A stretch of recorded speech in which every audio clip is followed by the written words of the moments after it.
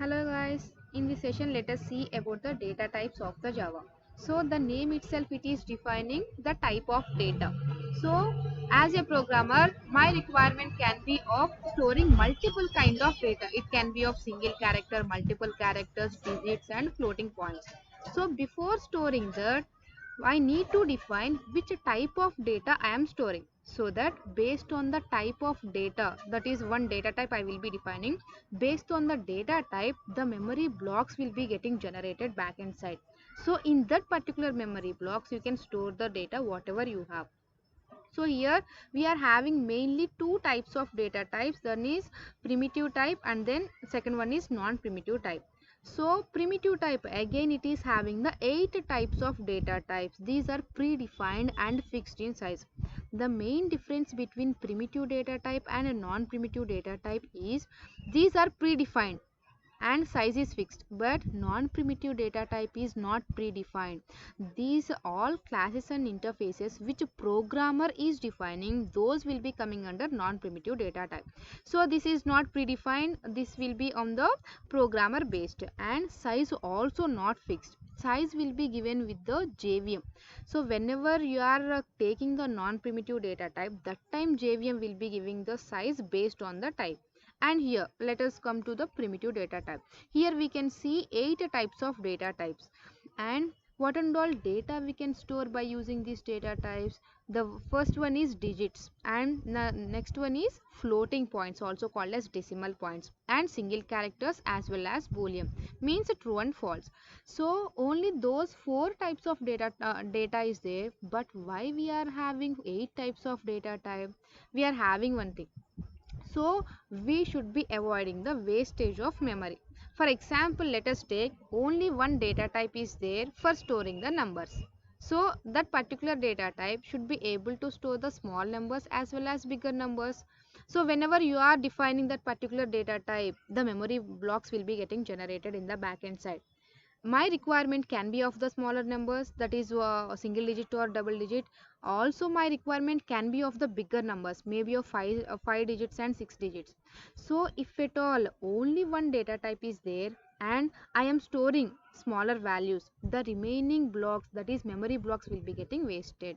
So to avoid the memory wastage, we are having the different data types for the same kind of data.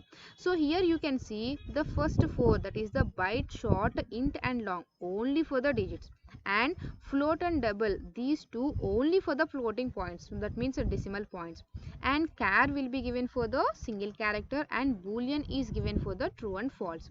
So here let us come to the non-primitive type, all the classes and interfaces and inbuilt classes also. For example, let us take strings, arrays, all those are inbuilt classes, those also comes under this non-primitive data type.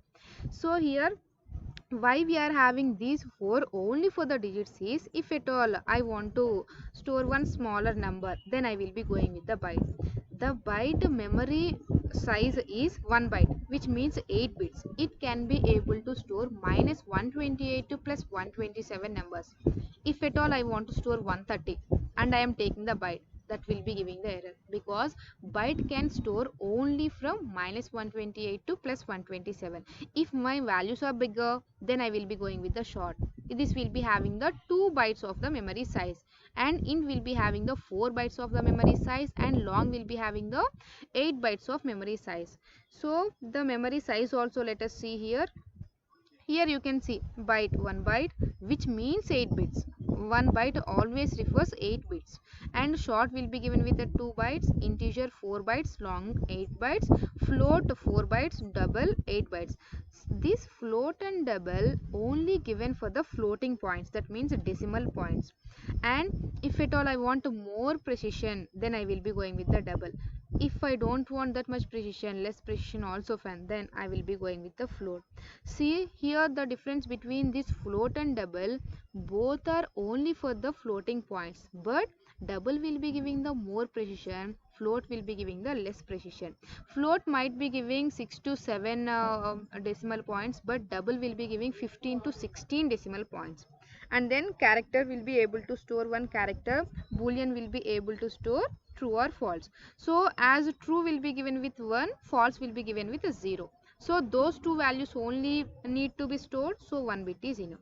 So let us see how to store these values in the Java. Let us see that. So now here, now I want to store the single character, a single digit. Then I will be going with the byte. Some A I have given. Now I can store 10 here.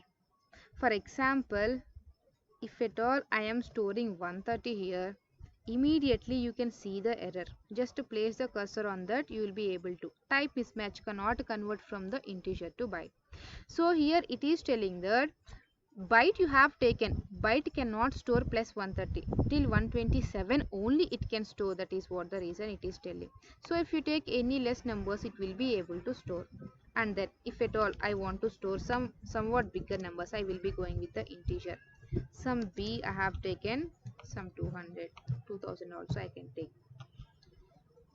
And then now let us see about the floating points. For example, float I have taken, float f1. For example, let us divide 10 with the 3.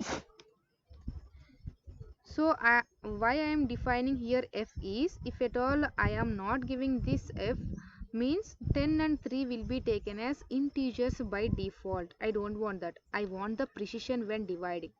So let us take the double also. Let me show the difference between float and double. So I have taken f2 here and the same value I am giving 10 d. Let us give here 3d, which means explicitly we are telling that 10 and 3 please take the double, not the integers. So let us print those. So f1 I am printing here, as well as f2 also I am printing. And then let us execute this program. So you can observe the difference here. The float is giving the less precision and double is giving the more precision. In the same way, we can be able to store the characters also. Care you need to take. So whenever you are storing the single characters, always single quotes must be used. Any character you can store, not only the alphabets, any character you can store. And the last one is boolean. You can take any variable name here, and then it will be able to store only true or false. Other than true or false, you cannot give anything for the boolean. So these are about the primitive type. Now you will be having the doubt called, how can we take the non-primitive type? For example, I want to store the multiple characters. For storing the multiple characters, we are not having any primitive type. All the primitive types will not be able to store the multiple characters. For that, we are having one inbuilt class called string. So string we are having, that is the inbuilt class. So remember that inbuilt classes as well as the classes what you are creating will be coming under non-primitive type. So I can able to store here.